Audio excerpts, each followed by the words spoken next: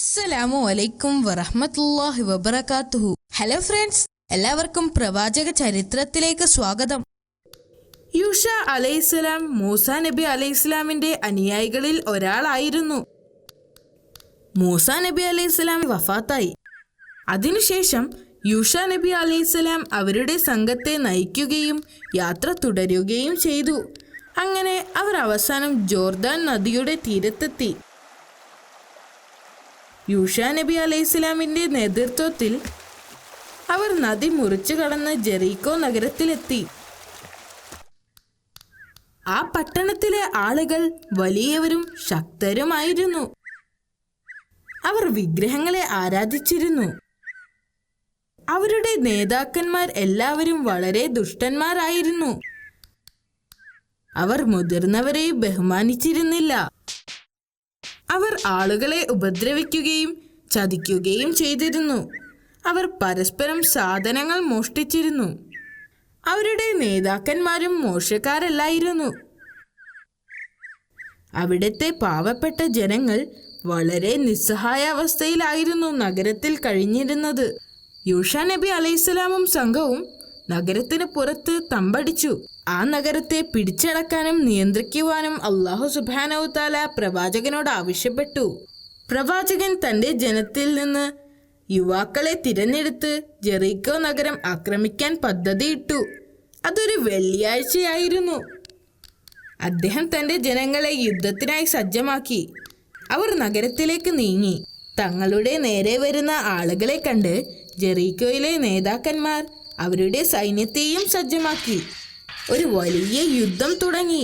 ജെറീക്കോയിലെ ജനങ്ങൾ എണ്ണത്തിൽ കൂടുതലും വളരെ ശക്തരുമായിരുന്നു. എന്നിട്ടും അവരുടെ പ്രവാചകനും സംഘവും ധൈര്യത്തോടെ പോരാടി. അവർ ഒട്ടും പ്രതീക്ഷ നഷ്ടപ്പെടാതെ ആ വലിയ സൈന്യത്തോട് പോരാടിക്കൊണ്ടേയിരുന്നു. രാവിലെ തുടങ്ങിയ യുദ്ധം സൂര്യൻ അസ്തമിക്കാനായിട്ടും അവസാനിച്ചില്ല.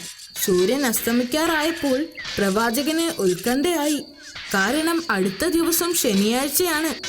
അത് അവർക്ക് വിശുദ്ധ ദിനമായിരുന്നു. ആ ദിവസം അവർ യുദ്ധം ചെയ്യില്ല. അതുകൊണ്ട് അള്ളാഹുവിനോട് പ്രവാചകൻ പ്രാർത്ഥിച്ചു, ഓ അള്ളാഹ്, സൂര്യൻ അസ്തമിക്കുന്നതിന് നീ തടയുക. അത് ഒരു അത്ഭുതമായിരുന്നു. സൂര്യൻ മണിക്കൂറുകളോളം അസ്തമിച്ചില്ല. ഇത് കണ്ട ജെറീക്കോ സൈന്യം അമ്പരന്നു. ഇത്ര സമയം അവരുമായി യുദ്ധം ചെയ്ത ആളുകളെ ദൈവം സഹായിച്ചിരിക്കുന്നു എന്നവർക്ക് മനസ്സിലായി. പ്രവാചകനും സൈന്യവും ശക്തമായി പോരാടുകയും ഒടുവിൽ യുദ്ധത്തിൽ അവർ വിജയിക്കുകയും ചെയ്തു. അതിനുശേഷം ജെറീക്കോ നഗരത്തിന്റെ നിയന്ത്രണം പ്രവാചകൻ ഏറ്റെടുത്തു. അദ്ദേഹം നല്ലൊരു ദയാലുവായ വ്യക്തിയായിരുന്നു. ആളുകൾ അദ്ദേഹത്തെ വളരെയധികം ഇഷ്ടപ്പെട്ടിരുന്നു.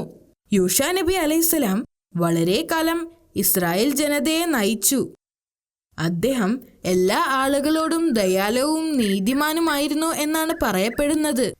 അള്ളാഹുവിന്റെ ദയയും കാരുണ്യവും കൊണ്ട് ഇസ്രായേൽ ജനത കുറേ കാലം സന്തോഷത്തോടെ ജീവിച്ചു.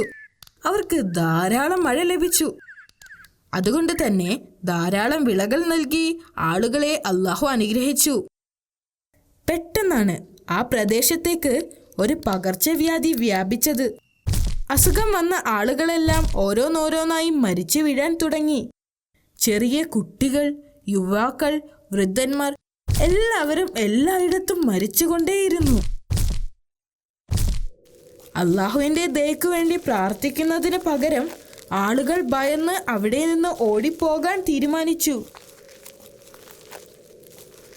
രോഗം വന്ന ആളുകൾ ഒഴിച്ച് ബാക്കി എല്ലാവരും അവിടം ഉപേക്ഷിച്ചു പോയി.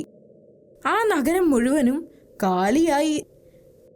ജനങ്ങൾ അവരുടെ കുടുംബവും മറ്റു വസ്തുക്കളുമായി സ്വന്തം രക്ഷയോർത്ത് ഓടിപ്പോകുന്നത് കണ്ടപ്പോൾ അള്ളാഹുവിന് കോപം വന്നു. അള്ളാഹുവിന്റെ അനുഗ്രഹങ്ങളെ ഉപേക്ഷിച്ചായിരുന്നു അവർ പോയത്.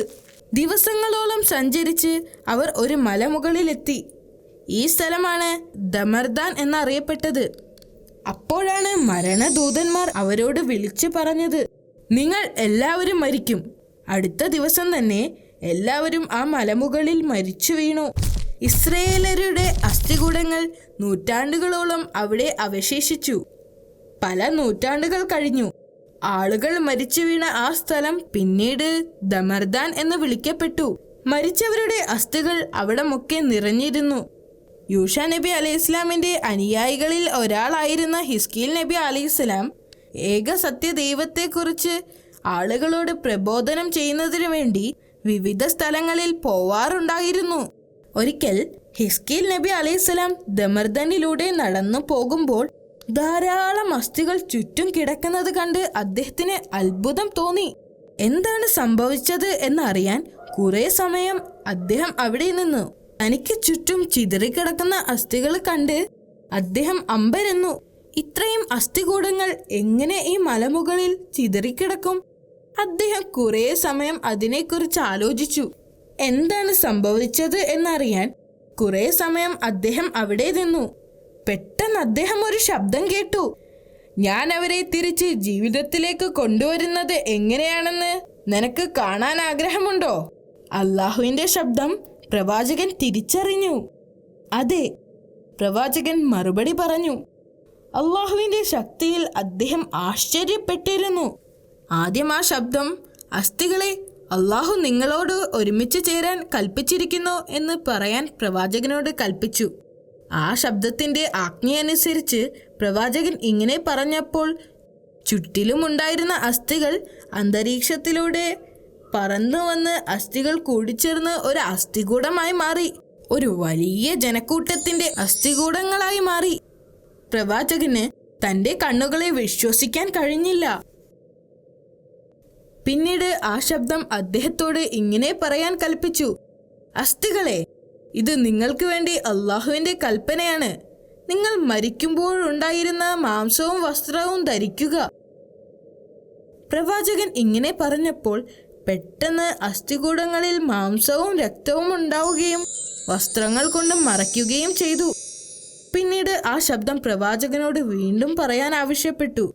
നിങ്ങൾ എല്ലാവരും അള്ളാഹുവിന്റെ കൽപ്പന പ്രകാരം എഴുന്നേറ്റ് നിൽക്കുക. എന്തൊരു അത്ഭുതം!